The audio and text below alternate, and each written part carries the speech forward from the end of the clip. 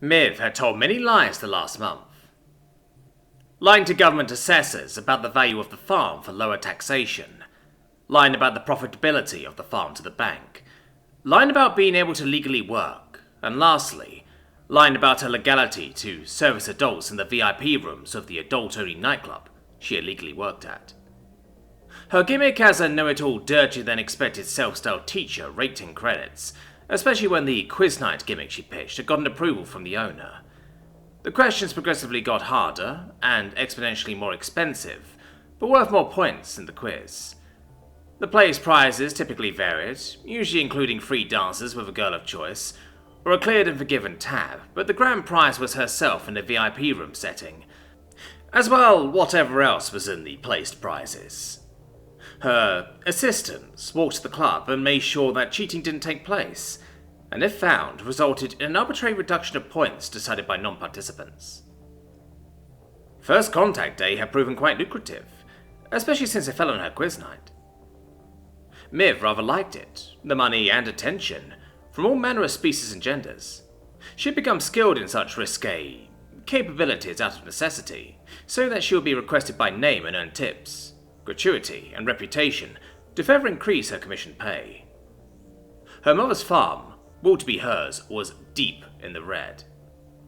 Now Miv was having second thoughts about her current actions. She was hyperventilating, knuckles white on the steering rack as she sat parked in a free and public parking garage. Her eyes saw the image of her mother's plastic, high-end portrait picture stuck into a corner of the main display, and her mind slowly calmed down. After all, this is what her mother said she had to do when they inexpertly communed together in her bedroom. She did so 5 more times thereafter, getting better with each communion, yet her mother had said the same things. Getting out of the hovercar, she whispered to herself, "But Quinn, grant me strength for what I'm about to do." Opening her father's trunk with the stolen key fob, she took her self-defense baton, a low-yield civilian-grade neural scrambler, and jammed it hard into the gut of the figure stuffed inside twice. Her father spasmed as the device took effect for the 5th time, and he fell limp and drooling once more. Miv closed the trunk without a second thought, making sure no one saw her and that she had her briefcase in hand. She looked the part of a businesswoman, if a little young. However, skilled use of high-end cosmetics allowed her to look a little older, giving the impression of an older woman trying to look young again, instead of a blossoming adolescent trying to look like an older woman. The other woman at the nightclub proved invaluable in that regard. Having already gotten the information from her father about how and where to talk to his illegal debtor, which involved quite the shouting match and the surgical precision of very hurtful words, Miv learned a lesson that day. Words often cut deeper than any blade could ever hope to match. She held no remorse after inflicting such deep verbal and emotional trauma to her stepfather. She walked into Talvi's premier multifunctional sports stadium with a mission, eyes narrowed. With the pace of her gait, long practiced at the nightclub, the facade she had beings of all sorts getting out of her way. The way her feet tap-clicked in her dress shoes on the pavement, combined with her straight and uncomfortable posture, further added to the look of someone with an actual purpose. "How can I help you?" The receptionist, an all-lightly violet Manau-Yil woman, asked from behind the transparent aluminium. It had to have been scorching in that particular booth. The clerk was not wearing the typical heated jackets they needed, and was instead wearing a very pretty, multi-spectral, tie-dyed sundress of various fractal designs. "I need to speak to the merchant, or one of his direct representatives, about a legal matter regarding a one Goik Zelyusu, and the many debts he owes." Miv found herself staring unusually professionally to the Manau-Yil woman. "Ami Thust," her nameplate at the bottom of the window declared. "It is most urgent that I speak to him in person. However, if it would speed the process along, I am Goik's daughter seeking audience." "This is new, okay. I'll pass word along, this should be hilarious." The female Manau-Yil said from her service desk. "Wait somewhere in sight, I'll send someone along for you at his convenience." "Oh, one more thing," Miv found herself asking, facade slipping a bit. "Your dress is so pretty. Where did you get it?" Ami Thasset answered with a smile. "The complete crescent." Miv nodded and left the betting stools with a quick thanks, moving to a bench to sit down. The stadium had become a racing derby for wheeled vehicles of every conceivable design.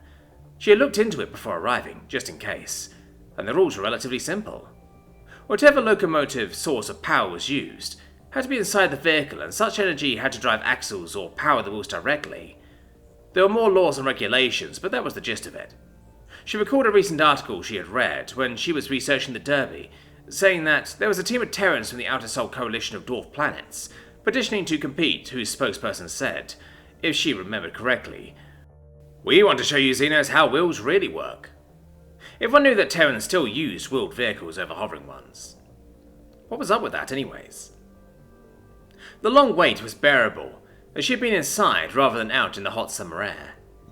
During her wait, she watched the various holoprojector displays showing various teams set up around the area, and found that the day's simulated course was a winding one across nearly 5 miles of large sandbars and shallow ocean.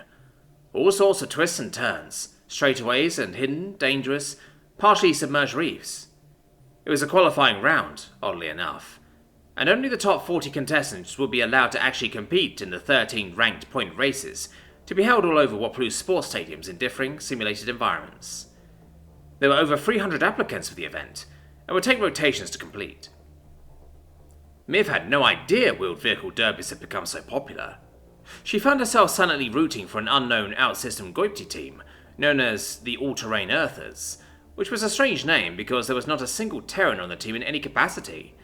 They claimed that their proceeds would help Dantrix's 4 refugees on both sides of the conflict. The All-Terrain Earthers team claimed to use a nearby ancient Terran Republic vehicle design, and trained with it extensively. With not much else to do as she waited, she looked up at the statistics of the vehicle their team had based theirs on with her phone. It was a positively ancient locomotion system using internal combustion of all things. However, the 8-sequence internal combustion engine was far more advanced than anything she had ever seen before, holding the same classifications. The limited engineering knowledge she had stated that the design used was nearly all analog. Nothing was automated. What ATE had stated was that they had improved the older Terran design with new technologies, advancements in fuel-air combustion mixtures, stronger, lighter, and simply more durable materials, and nasty superconductive cooling green energy technologies. Such materials converted heat into electricity, albeit very inefficiently, which provided free power to very low-yield shielding emitters placed throughout the wheeled machine. The shield emitter arrays provided wheel augmentation to get the perfect grip on any surface, funneled air into certain places of the engine for optimal cooling, and lastly, protected the driver and vehicle in the event of a crash, potentially saving both and allowing the driver to resume racing without too much damage done. She had to admit, the Chevelle Neo SS Mark V, as they called it, looked like an absolute beast of a unit. The oversized internal combustion engine was more than half the length of the entire vehicle. The current wheels were just as monstrous as the vehicle, huge and angrily stooped for sand and water terrain specialization. The wheel mounts being modified to accommodate such large, custom-built tires. The Chevelle was painted in a nice Kled-strip beetle blue, using an expert blending of pigments to allow multispectral species, as well as those of lesser visual acuity, to see the beautiful metallic color and superior enameled gloss. The vehicle was pretty enough to belong in a collection or a prestigious museum of technology, and she felt that doing so would be a great disservice to the magnificent machine. The design was as true to the original as possible, or so ATE claimed, including it needing an analog transmission. Some allowances were made, however, mostly involving driver physiology. There was an onboard AI, though it was only able to offer tips and guidance in the guise of navigator, doing so on the transparent aluminium windshield display, as well as maintaining the shield-emitting mechanisms. Everything else was purely driver skill and machine capability. They got first, by a wide margin of many minutes, upending whatever betting pool had been established for them, making a few individuals substantially more affluent. The footage from inside the driver's seat showed that the Goipti driver argued with and ignored most of his AI's guidance, and did things with the vehicle that it was not meant to do, such as drifting on loose sand and surface water. The press invariably interviewed the driver at the finish line. "Mr. Chukipa!" a Dayashin female shouted. The sash she was wearing declared her position of press in Galactic Alliance Standard, standing over most present, using her size and assertiveness to intimidate the other reporters into silence for a moment. "Why did you ignore your AI so much?" The large armadillo man, clad in a very vibrant overshirt consisting of a clashing floral pattern, bare chest underneath, and some kind of athletic shorts of the same design, revealing his great musculature, and said rather jovially, "Easy, AI mostly wrong. Jukiba smarter, quicker than silly AI here. Ha! How did you get such a quick qualifying time?" A Tuxis in the gravity harness system asked, raising to the height of both the female Daishin and that of the Goipti driver. "Easy, I races with Terrans. Out in Monarchy of Lords. Much challenges there. Real terrain there," Jukiba said, starting to get animated with his hands, moving around the reporters. "Much danger there. Real races there. I listen to AI there. Me foon better there." "What do you mean it's more challenging there?" someone managed to shout, causing Jukiba to look around to see who asked the question. "Aha, you, Meeples man, I answer. Terrans still use wheels. Best wheeled vehicles in whole galaxy." Then the Goiti became serious. A stark change came about him, but he was quite polite in the next moment, asking, "May I borrow?" "Sure," the Meeples man said, handing over the microphone and moving out of the way so the camera drone that was with him had a good angle of the driver. "Is this on? Hello? No matter," Jukiba said. "No Terran here because no challenge. I, Jukiba, beat all of records using slightly modified Terran design 323 years old. I am calling of the out on all you Terrans. I give challenge, then you give me challenge. Ha! I dare you. No, triple double of dog dare you. I, Jukiba, upon breaking of promise pinky swear, no single Terran beat me twice. Using similar technology, internal combustion engine, manual transmission, power steering, roll cage optional, but recommended. I have time, maybe. 2 more questions," the Goiti driver said, giving back the microphone. "How did you do that sliding technique on those sharp corners?" a sprawling woman asked, clad in some kind of leaf-like dress, making it impossible to tell where she began or ended. "Very old Terran racing technique called drifting. Last question, you there, pretty Manal Yilman." The Manal Yilman was indeed quite fetching, having his blue-tinted crystalline skin polished into a matte finish, and wearing the latest fashion for his kind. The heat of the sun and tarmac not bothering him in the slightest. "You're pretty much guaranteed first spot in the next race series. What should we expect from you besides placing top 3? "The breaking of all the records, of course," Jukiba said with a laugh. "No more questions, please. Need to get back to work. But you three, come, I give special tour of team." He pointed to the Meepops that let him borrow his microphone, the Tuxis in the gravity harness, and the sprawling woman. "The merchant will see you now," a voice from mid-size said after a long while, startling her a bit. Miv nodded and followed the burly Limian she had seen once or twice before, into the back rooms, and into an elevator. Goik Bolbacors had a fondness for certain kinds of high-stakes gambling, legal or otherwise. While he did research on what or whom he was betting on or against, sometimes he went with the deep feelings in his bones. Most times such instincts were correct, rarely they were wrong. For the moment, however, he knew hard facts which superseded any kind of instinct his bones were screwing at him. The substantial bet he had placed upon the team known as All-Terrain Earthers had netted him quite a significant wealth increase. However, his secondary bet that the All-Terrain Earthers would keep first position throughout the entire series was a tad bit more tenuous. There were other teams using old and ancient Terran Republic vehicle designs. They did not, however, have Jumba's real-world racing experience in real and dangerous locations. Regardless of what team won the series, he would approach the entirety of the first-place team for an endorsement on high-grade Terran tires to go with the newly acquired Meta-National Trade License to ship a much wider array of Terran civilian wheeled vehicles into Oplu. That particular project had taken nearly a whole solar rotation and large sums of donations to many people and organizations. The fruits of that labor were just over the horizon and already en route. His communications with the Terran Bureau of Meta-National Commerce had stated it. Currently, he was in a private room in the upper stadium penthouse levels watching the next contestant with little interest, the holo projector showing drone footage of the round. The team he had wanted to watch had already completed their run and did not disappoint. The current driver, when compared to Mr. Jumba, was little more than a novice. There were 5 others with him in the pleasantly decorated room. CEOs and top-tier lawyers of Preribus Alloys, LLC, made up the majority of beings. However, Grinder was present and watchful as ever, half paying attention to the qualifying runs. "I do appreciate you having us all here, Mr. Morplequartz," the lead executive said, "but I'm certain it's not for an order placement, no matter how big." The middle-aged Yomdera woman was smartly dressed. The white, natural fiber fabric she was wearing held gold and jade embroidered designs all along the edges. The garb hung down her front and back freely, reminiscent of breechcloth coverings from their hunter-gatherer era. A pleated sash wrapped around her waist and was tied into a large bow at the right side served to preserve her modesty and allow free use of movement. A similar sash was wrapped around her chest, but was held together by an expertly made clasp made of gold and jade, and fashioned after a small jungle lifeform native to our home planet. The silver sunglasses she had over her large eyes were stylish, and framed her face excellently. Goik Bobblecourt sighed the woman across the table from him. He collected his thoughts for a moment before speaking. "You are half correct. There's something important I want your company to consider." "Since we're here, we might as well listen," Anemia Mel said. Burly and strong, like most of his species. However, Grinder was still significantly larger. The Nimian was wearing a well-tailored black suit with vibrant purple trim. Goik simply said with a grin, "I would like your company to join mine in the creation of a new trading guild. I also need your company to produce various thorium-enriched gold alloys to completely fill the hold of a Titan-class freighter in perpetuity every 60 or so rotations." "That's nearly the entirety of our output capacity," an aging Mipos female said in near exasperation. She was wearing a simple and well-made natural fibre, blue flowing sundress. "That's millions, no, billions of credits, just in product. That's not even counting storage or security fees. Where do you even have such money?"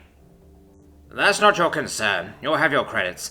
And I already have a storage facility and security retinue. I believe our finances can negotiate a fair payment contract for the both of us." The lead Yondera spoke again. "Besides the issue of our production capacity, how are you even going to start a new guild? You'd need the head of a noble house and 5 other willing companies. All the noble houses already have trading guilds of their own." "I just happen to know of a newly minted noble house, Miss Revolt," Goik said to the Yondera. "I also happen to be on good terms with her, and can most certainly get her to agree to having a trading guild under her name and banner. At any rate, I do need that alloy, at least 10% of what I stated, due in 30 or so rotations." "What other companies would you want in this guild of yours?" Miss Evert asked. Fully interested, then said, after a brief mental calculation, "That amount of material can be manufactured in the time frame allotted." "I'd rather not say too much. I don't need word of this getting out until everything is ready. However, I am thinking of a mercenary contingent to act as armed escorts. Paris seem to have quite the taste for my metanational enterprises." "Yes, they have become a problem," Miss Evert agreed. "For us as well." "You can't just introduce mercenaries into a guild," the Nimian in the black suit said, matter-of-factly. "I know," Goik replied easily. "That would make them an official militia." The talks went on for a long time. Miss Zelklu was driving home late that night, her bones aching with nervousness and anxiety about what she had done earlier that day. Her stepfather had made her do the books, since it was technically her farm. She noticed small discrepancies that could be dismissed as daily errors. Then those errors grew worse and worse. She then kept her own record, separate from that of her stepfather's, and she knew someone was stealing a lot of money. Then loan notifications from a bank known for predatory lending practices started coming in, billed to the property itself rather than a specific person. Only her stepfather could do that, since he was caretaker of the vertical farm installations until she became of age.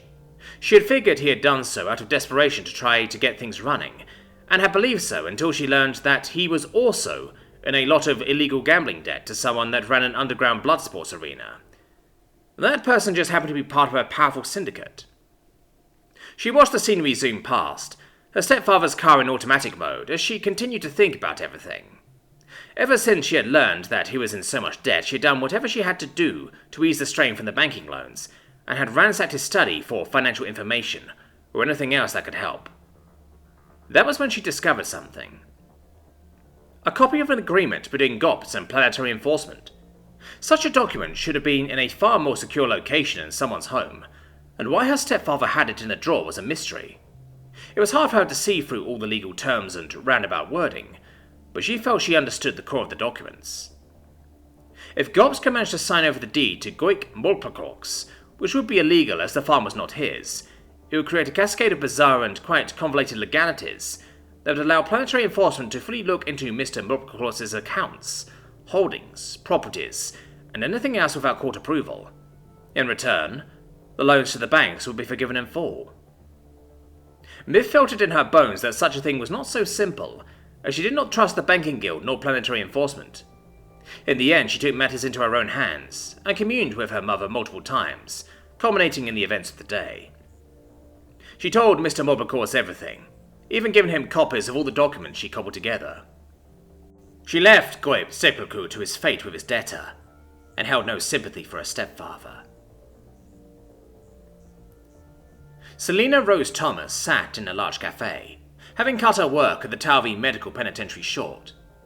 The prisoners there had somehow found out that she had beaten the coolant out of a heavily modified Nimian, Trexfaclede. Their attitudes with her had changed drastically. What held their attitudes change further was that word had finally gotten around that she was trying to actually fix whatever was wrong with their prosthetics and webware interface systems. Word had also gotten around that she was even better at finding illegal modifications done to prosthetic systems than the inspection teams. All of this resulted in Selina getting more work done than usual, because the prisoners were no longer making everything harder than it should have. Banishing such thoughts from her mind, Selina sipped at the expensive, cold-brewed, black spindle-infused tea, wishing it were a little more sour. She had changed out of her business clothes at home and was now wearing her favourite cat meme t-shirt and a skirt, enjoying the quite informal wear. Her primary laptop was in a bag next to her feet, and she was waiting for Haraz Ronok, so she could begin the process of building the custom hand for her client. Currently, her printers were still building her own prosthetics, with very minor modifications and improvements on the hydraulic systems. She could have improved them more, but she needed those yesterday. It was not long until the MIPOPS woman in question entered the cafe, and sat down across from the Solteran. Haraz Ronok, like herself, was wearing informal attire, a dress made of many differing fractal patterns and many multispectral colours. The fractal designs and colour vomit seemed to be the current fashion trend on Woplu. Haraz was fit and athletic for her people, though Selina could tell that the other woman, while strong, was not a weightlifter and had what many would consider a gymnast body. Her left arm was severed at just above her elbow. The Simskin prosthetic looked to be very high quality. "I'm so sorry for having to meet you here instead of at my workshop," Selina said, as Haraz sat down in front of her. "That's quite all right," the MIPOS said. "I heard about what happened to you, that you fought off Trexfaclede. I'm surprised you did that. Something like that just doesn't happen." "Yeah, I was wearing him down. I'm skilled in hand-to-hand combat. Then he turned on his internal reactor. I thought I was done for, then, really, and how did you hear about that?" "Things like that just get around, especially with a big name like his. He should have been able to kill or disable you. That's a lot of power at his disposal, especially with his build. Those synthetic muscles and the structure to go with it." "Yeah, not much can be done about that, so I didn't even bother fighting. I grabbed his wrist and moved onto his back. I had to be careful about how much pressure I was applying initially, but once I wedged myself between those cooling rods, I let loose." "How did you even manage that anyways, tearing out a cooling rod? That had to have been reinforced void metal of some kind. I wouldn't use anything less than that." "I totally thrashed my hydraulic systems, overridden all the safety limiters and biofeedback data. I was suffering from severe nerve shock, so I think that made it easier to break everything." "At least you got you and yours out alive." "Yeah, but we were all hurt pretty bad. It's why I'm meeting you here. I've got an injured Sproutling living on my roof. I figured you didn't want to be near her." "No, I don't want to be near one of those if I can avoid it." "Fair. Let's see what you're working with, okay?" Selina said, as she took out her laptop and various data cables. Plugging the proper cord into her client's data port on her forearm, Selina let the analyzer program sport up data and slowly render a three-dimensional digital mock-up of the prosthetic. As it progressed, statistics and capabilities began to scroll by. "What kind of machine is that? I'm assuming it's a Terran design?" "Yeah, it's Terran-made," Selina said, smiling. "It's the latest Arthcosis Industries quantum photonic hybrid machine, with the latest REM-PL architecture to prevent data bottlenecking and degradation. I'm using an aftermarket Zero Varg Systems user interface, version Ghost. I don't have any GA language packs installed, and I'm not sure if I should." "You shouldn't. That way it makes it harder for anyone else to use it," Haraz said. "Your machine seems quite capable. Better to have it so only you can use it." "Sound advice," Selina agreed, then asked, "Can I ask you something?" "Sure. Ask away." "That Nimian, the one that attacked me, I tried to do some research on him, but I couldn't find anything useful. He wasn't that hard to find. There aren't many with internal reactors. Mostly all I found was that he's pretty hated amongst bounty hunters, and outright banned in some hunter guilds. I was hoping you could tell me more." Haraz folded her arms across the table, the data cable scratching the synthetic material of the table softly in the cafe. It was a moment before she spoke. "Yeah, I can. It's not on official records anyways. Treshford Keed and his accomplice are suspected syndicate contractors. What I mean is that they accept assassination and kidnapping jobs. Nothing's been proven, but there's quite a bit of circumstantial evidence. It's hard to know, really. Those two aren't liked by most hunters because they're just... assholes? Selena provided, helpfully. Pretty much. Thanks, that helps a lot, really, Selena said, as the analyzer was nearing completion. Anyways, I looked over what you wanted me to make. It's possible, but the resulting prosthetic won't be that durable. Lots of tiny moving parts. I expected that, Harris replied. I know I've not given proper thought to this job. I've had more pressing matters to attend to. It's quite alright. You don't owe me an apology. Thanks, Selena said, as our program finished. Okay, let's see what your wearer is capable of doing. Full SimSkin data processing, adjustable data priority controls via neural tissue, anti-scrambling hardware. You went all out on this. Yes, it was a very expensive procedure as well. Well, you've got dual hardwired data and software control, so you shouldn't accidentally transform your hand. Though, I'm thinking, I might be able to get each of your digits to become a different kind of tool, within reason. If you want something like a plasma cutter, I'll have to install a microreactor. Those aren't cheap and they're too difficult for me to print. No, they're not, but that does sound nice, actually. The two of them talked for a long time as they hashed out what her new prosthetic could do, as well as how much it would cost. It was going to be expensive. Selena was driving to a restaurant where she had placed her to-go order for pickup. She was planning on surprising Riek with dinner as she had not seen him at all since his release almost a week ago. He was not able to travel well. With Gerd recovering at her house, he could not enter due to her being a hazardous biochemical factory for the moment. Selena was not sure she liked her home constantly smelling of roses and pine. It was an interesting combination, to say the very least. It did not take her long to get to the restaurant from the cafe she had just been at. Though with all the driving around, she was starting to get a feel for Tower V and where certain places were located. Once at the restaurant, she confirmed who she claimed to be, and gently placed the large amount of food into an insulated thermal bag. Just when she thought she had some of Tower V figured out, she got lost. 3 times in a row. As she entered the parking garage, using information she had gotten from Marnock, she parked her hoverbike next to Rutek's and set hers into power save mode.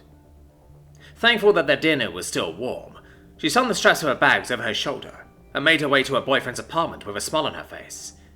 Keying in the passphrase, a string of alphanumeric characters in GAS script, the door unlocked to let her in. Quietly walking in, she saw that Riek was asleep on his fold-out bed and wearing only a pair of light athletic shorts. His hand was bandaged up still, but she could only hope that the swelling had gone down some. From their talks on the phone, she knew he was still being denied pain management medications. The doctor that was treating him still did not feel comfortable prescribing anything due to the results of his latest battery of blood tests. Setting everything down quietly, she looked about and saw that everything was a mess. Not that she blamed him. She knew, much like Gerd, it was simply painful to move about. While not exactly sure where things were supposed to go, she began to clean up his small studio apartment. Most of the items strewn about were simply trash. Lots of takeout boxes, junk food wrappers, and a space battle board game of some kind that looked like it was made for younglings. Soon enough, she had the whole place cleaned, dishes washed and trash taken out as well. She'd been extra careful to be quiet so as to not wake up Riek. Now she stood in front of him, watching him sleep, drooling a bit. Taking out her phone, she did what any significant other would do, and took a picture. Then she very carefully put a finger on his nose and took another picture. Boop, she whispered to herself, with a smile plastered all over her face. She booped him 3 more times before she gently woke him up with a whisper. Hey there, big guy. Come here often? Huh? Riek said, waking up slowly. Selena, what? How did you get in? Onok told me your passphrase and gatekeep combinations when I asked for them. I wanted to surprise you since you can't come to my place. Oh, I'm surprised all right. Happily surprised, Riek said, as he slowly got into a sitting position, struggling a bit with his long tail. I don't know whether to kill him or buy him a drink. I might just do both. Just buy him a drink. Friends like him are few and far between, just like you and Gerd. Where is she, by the way? Not that I'm complaining. There's just not many places a ninja sprouting can be. Oh, I left the greenhouse pouting on my roof. She'll be fine. She can walk on her own now without much trouble, Selena said. Besides, my house has better climate control and data bandwidth than her own, and I haven't spent any time with you. She's had me long enough. She can share. Oh, I brought us dinner. It should still be warm. You didn't have to do that, Riek said, as he watched his girlfriend go to the newly cleaned-off kitchen table, bringing back an insulated bag. I know I didn't have to. I wanted to. Now eat. Yes, ma'am, Rutak said with a smile. Asina gave him his to-go food. That's better, Sina said with a small giggle. The two of them ate and talked about random and nonsense things. How their week went, if anything of note happened, the unusually warm summer, what they should all do once they were healed up, about their friends and family on their home planets, which species produced the most terrible and not in a good way media, who had the best card games, the best fashion, and other such topics went on for some time. When the food inevitably ran out, Sina cleaned up everything by herself again, which took no time at all, and Sina found himself back on Rutak's fold-out bed next to her boyfriend. I'm sorry I wasn't here to help when you needed it. Nothing to be sorry about. Gert needed more help than I did, and there's not many people that could have given it to her. I know. There really wasn't much that could be done about it, but I still feel bad about it. That just shows you care. I do care about you, Sina said. I'm not sure I'd call it love just yet, but it's more than just affection, and I view our relationship as more than just a fling. We've both been through so much together. Yes, we have, Rutak said in agreement with her. We can have our moral dilemma of togetherness later. Right now, I know that I'm with someone who makes me happy, and that's enough for me for the moment. I'd like to think we're a spark, and we can grow into a flame hot enough to be used in the forge if we nurture what we have. I think that's the most romantic and corny thing I've ever heard from you. I'm full of surprises. Gotta keep you on your toes. I can see that, and I'll be full of surprises too, Sina said with a smirk, shifting a bit. Now lay back and let me do all the work. It's my way of saying sorry for not being able to do more for you. Rutak could only smile in response.